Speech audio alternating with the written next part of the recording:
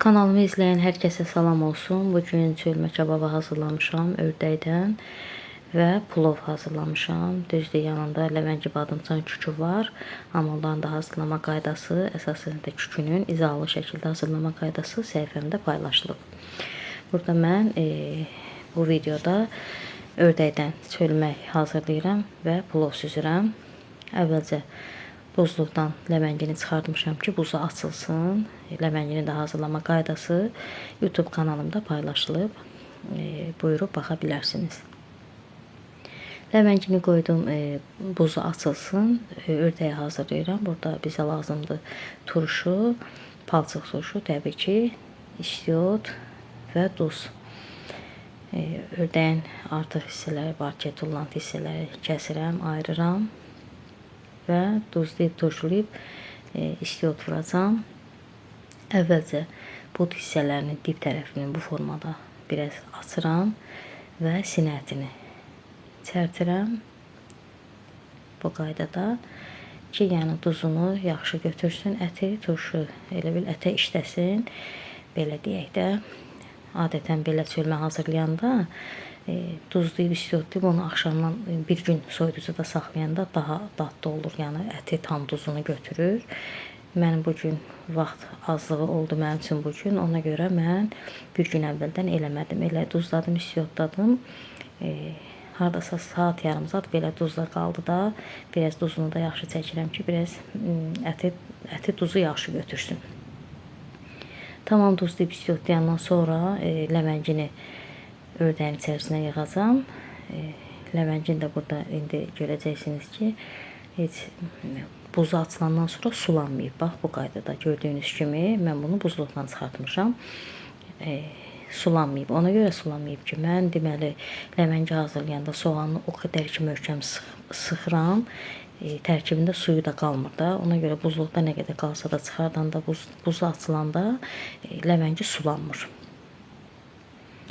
Ördəyin içərisini ləvəngi ilə doldururam və çərtdiyim hissələr ki var, sinə əti, bud dibi, həmən hissələrə də ləvəngi yığıram. Və ördəyin burada içalatı var, ciyəri var, pətənəki ürəyi var. Həmən içalatı da ördəyin içərisinə yerləşdirirəm ləvəngin içindən. Bir də elə bir boyun hissəsi qalır, onu da elə yanında qoyacam da, onu ördəyin içərisinə yerləşdirməyəcəm.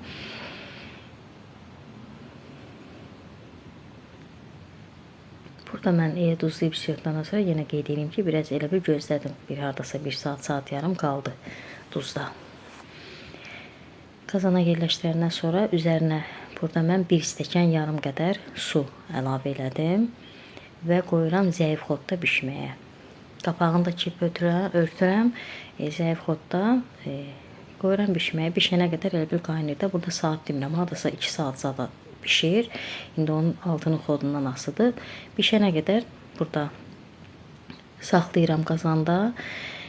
Plovunu hazırlamağa keçirəm. Əvvəlcə düyünü isladıram. Düzdür, düyünü islatmasanız da olar. Əvvəlcədən, axşamdan da islatsanız olar. Əsas odur ki, bu uzun düyünü plovun süzəndə bazardıqca çox qaynadın. Həm elə olanda plov çox yumuşaq alınır. Yəni düyü bişən kimi süzməyin də. Düyü bişən kimi süzəndə, sonra dəmə qalanda qorğa kimi quru olur plov. Ən yaxşısı düyünü nə qədər bacarırsınız, elə bişəndən də sonra biraz çox qaynadın. Yəni qorxmayın da, açılıb dağılmayacaq. Plov üçün kişmiş burada yarım stəkan kimi götürüb yumuşam və salafan torbaya, pingvin torbaya gördüyünüz kimi əlavə elədim. İçərisinə də biraz kərə yağı. Plovu dəmə vuranda, deməli bu torbanı plovun üstündən qoyacam ki, yaxşı dəm alsın. Dəm alanda plov, üzr istəyirəm. Plov dəm alanda o kişmişdə yumuşaq, yumuşalacaq ki, plovun üzərinə servis eləyəndə istifadə edəcəm. Bizim burada ördək əti bişib, amma çox bişib biraz da. Demək olar, lap belə həll bişib də. Çölmə kebabımız demək olar hazırdır. Keçirəm plovu süzürəm. Suyumuz qaynayandan sonra duzunu da əlavə edirəm suyun. Duzunu da az əlavə eləmirəm ki, plov şit olmasın. Və düyünü əlavə edirəm. Qaynadıram. Burada gördüyünüz kimi, yəni qaynayan kimi, bişən kimi süzmürəm. Biraz artıq qaynadıram ki, plov yumuşaq alınsın. Daha sonra süzürəm. Burada mən qazmaq hazırlayıram plovdan. Plovun altı üçün süzülmüş düyüdən götürürəm. Deməli 3 ədəd yumurta, hardasa bir 4 qaşıq, 5 qaşıq, nə bilim, xama olmasa qatıqdan da istifadə edə bilərsiniz. Mənim əlimin altında xama var idi. Bir 4 qaşıq xamadan da istifadə elədim. Daha sonra sarı kök də əlavə elədim. Üzərinə bir də duz əlavə eləyəcəm. Ona görə duz ki, düzdür, düyünü süzəndə duzlu su da süzmüşəm. Amma burada qatıqdan, smetandan, yumurtadan istifadə eləmişəm deyə duzdan da istifadə edirəm ki, çox şit olmasın bizim qazmaq.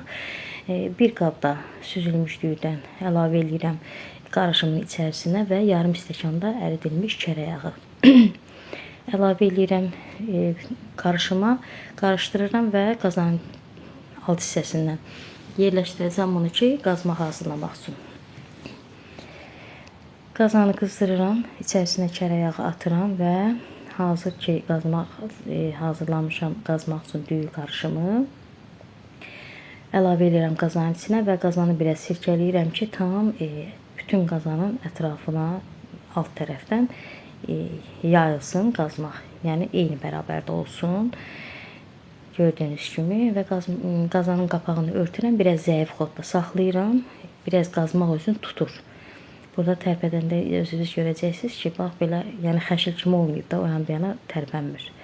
Ki, sonradan düyünü belə üzünə əlavə edəndə bütün düyülər həmən qarışıma, xəşil kimi olan qazmağa qarışmasın. Ona görə qapağını örtürəm. Biraz qazmaq özünü tutandan sonra süzülmüş düyünü də üzərindən əlavə edirəm. Kərə yağı da yerləşdirirəm düyünün üzərindən. Biraz da sarı kök. Və bayaq ki, pingvin torbada hazırlamışdım, kişmiş. Burada qeyd edim ki, yarım stəkanda su tökdüm, yaxşı dəm alsın. Həmən pingvindəki kişmişi də yerləşdirirəm düyünün içərisinə və qoyuram dəmə. Plovu da çox dəmdə saxlamıram, çox qaynatdığım üçün. Elə dəm alan kimi də götürürəm, yumşaq, gözəl bir plov alınır. Qazmaq da çox əla, ləzzətli çıxıb. Servis edirəm, kərə yağı ilə yağlayıram plovu və ördəyi də servis etdim. Çox yenə də qeyd edeyim ki, ördək çox həlbişib, yumşaq, çox da ləzzətli. İnanılmaz bir dadı var həqiqətən. Çox ləzzətli alınıb. Böyründə də ləməngi küküsü və badımcan ləməngisi servis edirəm. Düzdür, ləməngi küküsünün hazırlama qaydası bu videoda göstərməmişəm, amma YouTube kanalımda paylaşılıb. Buyurub baxa bilərsiniz. Çox gözəl, əla, ləzzətli yeməkdir. İnşallah siz də bu qaydada hazırlayın. Əminəm ki, dadından çox məmnun qalacaqsınız. İzlədiyiniz üçün təşəkkür edirəm. Abunə olub dəstək olmağı unutmayın. Hələlik.